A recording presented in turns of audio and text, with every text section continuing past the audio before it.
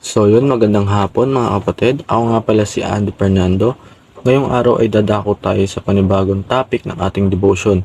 Ngayong araw is December 3, 2023. Ang bagong topic ng ating devotion ay may Bible verse na Philippians chapter 3 verse 20 to 21. So bago natin to simulan, dumako muna tayo dun sa redemptive word of God. Alam naman natin yung redemptive word of God is nagsimula sa creation. Yung creation is yung nilikha ng Diyos, yung lahat ng maganda. At dun sa paglikha na yun, habang lumalaki tayo, nahuhulog tayo sa pagkakasala na hindi naman natin maiwasan magkasala. So dun sa pagkakasala na is yung promise of God or yung redemption na tinubos niya tayo dun sa lahat ng pagkakasala natin. Diba? Ang galing ni God, yung kahit naman ang kasalanan natin, tinubos pa rin ng anak niya si Panginoong Jesucristo. So dun sa pagtubos na yun, pupunta tayo dun sa perfection or dun sa new creation. Sa new creation is magkakaroon tayo ng bagong buhay na walang sakit, walang kalungkutan, o dun sa saganang buhay na lang na hindi na naiisipin yung mga problema. So dumako na tayo dun sa ating Bible verse. Philippians chapter 3 verse 20 to 21. But our citizenship is in heaven, and we eagerly await the Savior from there, the Lord Jesus Christ. Ano yan eh? Yung sa future is yung earth. Tapos yung sinasabi dito na yung citizenship natin sa heaven ay hindi na sinasabi niya na yung citizenship na lang natin is yung sa earth. Yung citizenship natin is nasa heaven. Kasi dati, yung heaven and earth magkasama yan. So, nung nagkahiwala yan, pero in the future babalik yan at pagkasamahin niya ni God ulit. 'Di ba yung citizenship natin nasa heaven, 'di ba parang ang sarap sa pakiramdam na tinatanggap na tayo ni God. Hindi kahit sabihin mong may kasalanan tayo na tinubos niya, pinapatawad niya pa rin tayo kahit na napakadami na. Tapos ang galing, 'di ba? Yung citizen niya parang tanggap na tanggap tayo dun sa karian niya, dun sa lugar niya. Tapos yung sa who by the power that enable him to bring everything under his control will transform our lowly bodies so that they will be like his glorious body. Yun, babaguhin yung lupa nating katawan kagaya nung sa katawan niya. Yung katawan natin na nasasaktan, puro kasalanan, nabubulok, itatransform niya dun sa body niya na glorious body. Tapos yung glorious body natin hindi na makakaramdam yun ng ng kasakitan, na hindi na nga tatandain yung napakagandang katawan niya na kagaya nung sa kanya. Kaya dito sa earth, parang hinihintay, hindi siya parang, yung this earth, hinihintay na natin yung pagbabalik niya. So, sa paghihintay natin ng pagbabalik niya, baguhin na natin yung earth or palawakin na natin yung mga salita niya or sabihin natin sa mga kaibigan natin, sa pamilya natin na kilalanin natin kung sino yung Panginoon at tanggapin natin siya sa buhay natin para lahat maligtas. Kasi di naman natin masasabi na lahat maliligtas kasi yung ibang sa atin is sobrang makasalanan at hindi niya kinikilala sa Panginoong Jesucristo. May possibility na hindi siya mapunta o hindi siya makasama dun sa new creation. May possibility na mahulog siya dun sa hell na sinasabi natin. So, ngayon dumako naman tayo sa teaching.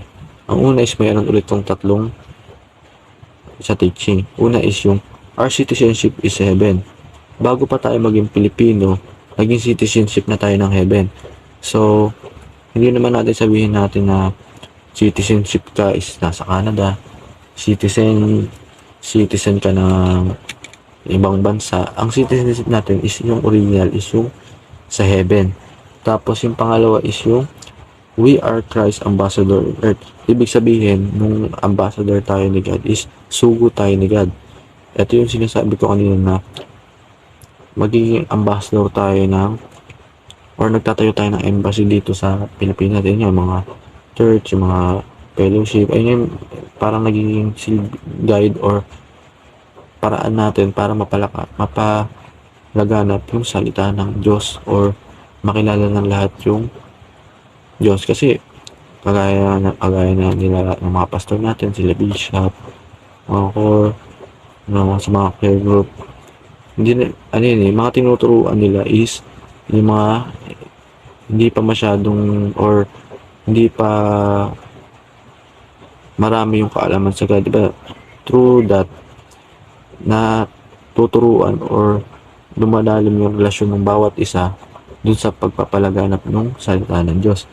Tapos pangatlo is Christ will transform our lowly bodies to be like the glorious body. Yun, magiging perfect body na tayo. Kaya sinasabi ko na yung yung body natin na lowly bodies na nagkakasakit, nasasaktan, tatransform niya sa kanyang glorious body o yung kagaya sa kanya.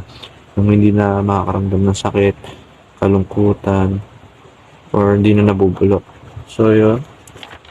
Tapos, dumako naman tayo sa application. Yung application meron ding tatlo. Una is yung we bring the culture of the heaven here on earth. Yung culture ng Diyos, napakaganda nun. Diba? Yung sabi dito is yung culture daw na sa heaven or ng Diyos, ibababa niya dun sa earth. Ano ba yun? Di ba parang isipin mo na lang kung ano yung culture na dun. Una pa is binababa. Pagay example nga dito, yung culture ng isa is yung sa families. Yun ba? Yung paggalang, yung pagmamahal. Binababa yun sa family niya na ina-adapt na lang ng ina-adapt natin to Christ or pagtuturo ng Panginoon. Mas nagagawa natin to ng tama. Pangalawa is yung we improve others to be reconciled. Yun, parang ini-implore natin sa iba yung kaibigan natin, sa pamilya natin na reconciled dun sa God. So, yun nga, parang ipalaganap natin yung mga salita ni God. Tapos, we wait for the final coming of the Christ and future resurrection of our bodies to live in the renewed creation. Nihintay daw natin yung final coming ni God. Tapos, yung yung parang sarap isipin na inihintay natin yung coming of from God. Parang nakaka-excite siya na makakasama ko sa final or sa new creation ni God. Nakasama na siya. Yung parang ang sarap sa feeling na dati parang yung dati hindi mo pa siya kilala parang nag-aalinlangan ka pa lang na totoo ba si God? Pero someday yung kinilala mo siya, yung nagtiwala ka sa kanya, tapos minsan yung creation, makikita mo siya na ang galing, ang sarap sa pakiramdam na yung pagmamahal is yung payapa at walang kalungkutan.